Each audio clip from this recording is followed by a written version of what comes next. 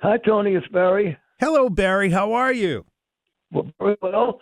Very well. Where are you? Oh, you're in Columbus. Yeah, we Columbus, love Columbus. Columbus, Ohio. You're going to be at Nationwide Arena on January 18th. Tickets are on sale now at Ticketmaster.com.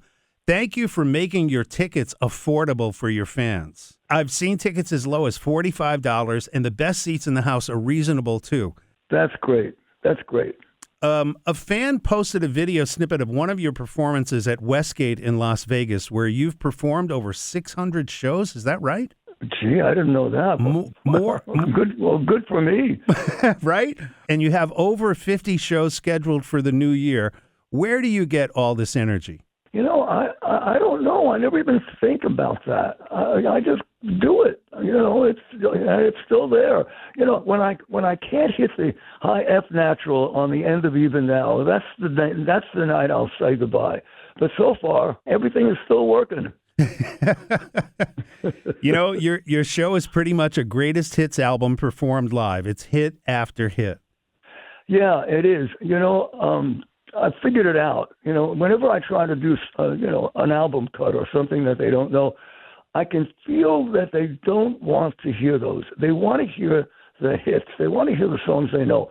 And I'm not there for me. I'm there for them. And so that's what they want. That's what I give them. And I'm one of the lucky guys that I have a lot of songs that everybody knows, and I can fill up a whole evening with them, and that's what I do. And they want to hear them the way you recorded them. The records they bought, they want to hear you do it just like the record, right? Right. And by the time we get to Copacabana, forget about it. They light their hair on fire by that time. I looked at your set list, although two of my favorite Barry Manilow songs are not on your set list. All the Time, you wrote with Marty Panzer. No, I do. I do all the time. When I'm doing the arena shows, I do all the time. Yeah. Oh, good. So, how about When October Goes? Well, that I don't do. It's one of the best things I've ever written, and it was with a lyric by Johnny Mercer. And I just never do When October Goes. I don't know why. I should. I'm so proud of it. Johnny Mercer wrote Moon River, Jeepers Creepers, One for My Baby, right. So many songs. How did it come about? His widow found a whole stack of lyrics that nobody had ever put music to. And she tracked me down through my record company and asked me if I wanted to put some melodies to these lyrics. I said, sure. And the first one I picked out of the envelope was it was a poem called When October Goes, and I put a melody to it. I did it so quickly.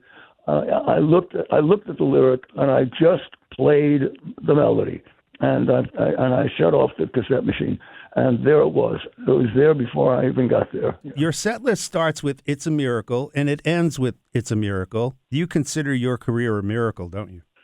Oh yes, and maybe I never really started off wanting to do this. I never thought of myself as a singer or a performer or anything. I was going to be a songwriter, a musician, a arranger. I never ever thought that I'd wind up singing or standing on a stage. But fate had different plans for me. The first time you get on stage and you sing in front of an audience and you feel that reaction, you must have known right at that time, it's like, uh-oh, this is what I'm doing the rest of my life. I wish I could tell you that's true, but I stunk. I was terrible. But the audience didn't think I was. I'll never forget it. They were saying to me, we like what you're doing, keep going. They gave me this career. I never, ever thought that I would wind up becoming a singer, performer, a guy like this. I never thought about this. But now I'm really enjoying it. Yeah, it has a lot to do with your personality, Barry. You're so down to earth, and people can relate to you. You know, a guy from New York, and you're just doing the thing, and whatever it is, if they like it, they like it. If they don't, they don't. Right?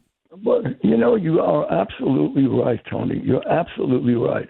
I think that is one of the qualities that I do have, because I never wanted to do this. I never thought about doing it.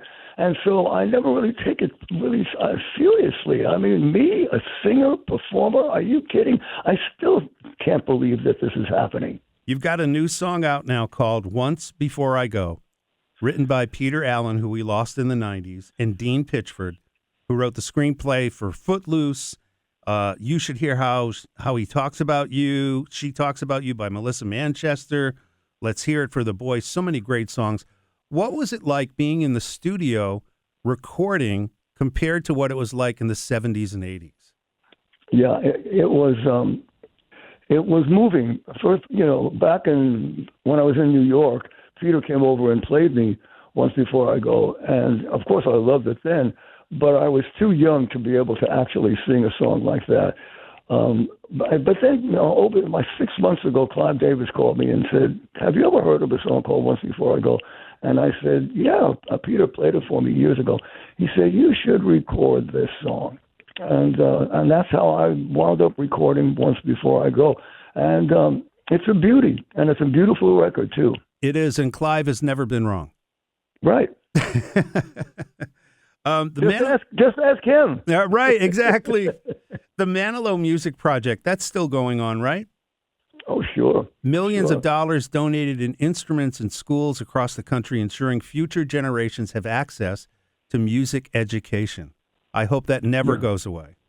Right. Well, we've been doing it for many years. I'm so happy to be able to do it. And you're being honored by the American Advertising Federation for your contribution to advertising with your music. Of course, so many jingles, McDonald's and Band-Aid and State Farm, and you have a piece of that in your show still? Well, the only ones that the audience remembers is State Farm. State Farm is there, and I am stuck on a Band-Aid. And whenever I try the other ones, they don't remember you deserve a break today, and they don't remember, get a bucket of chicken, so, I don't do the whole medley that I used to do.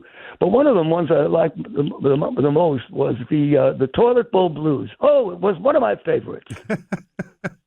For Bolene toilet bowl cleaner. If they don't know the McDonald's jingle, that tells you something. That tells you your audience is younger. Yeah. Right? Yeah, I know. I tried. I thought, wait till they heard this one, and it was crickets out there.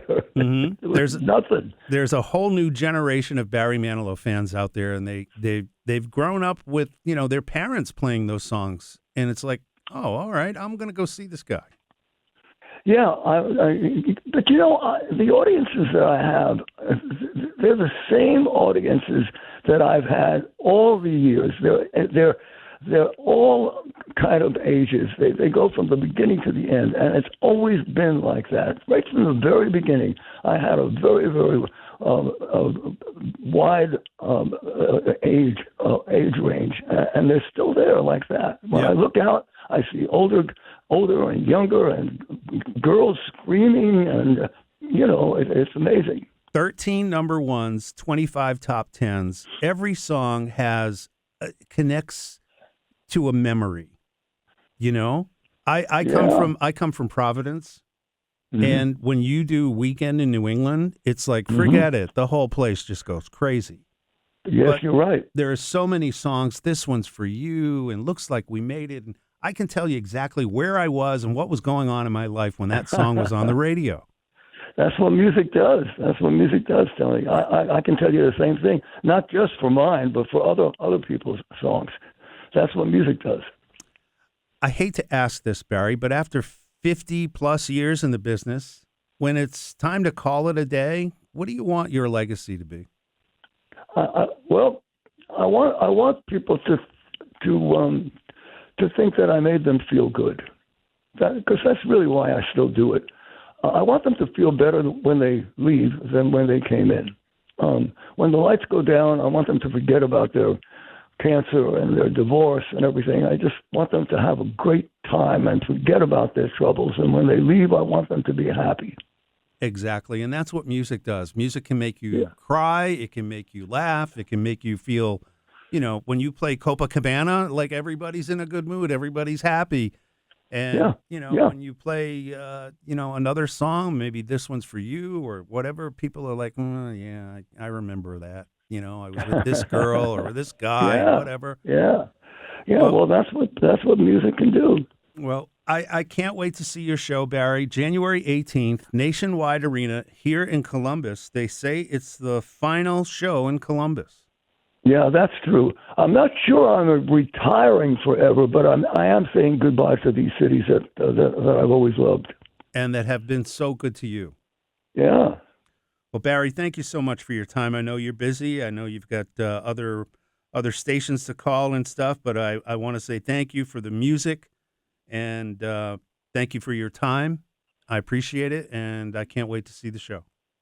Same here, Tony. Thanks for this. Bye-bye. Thank you. Bye-bye.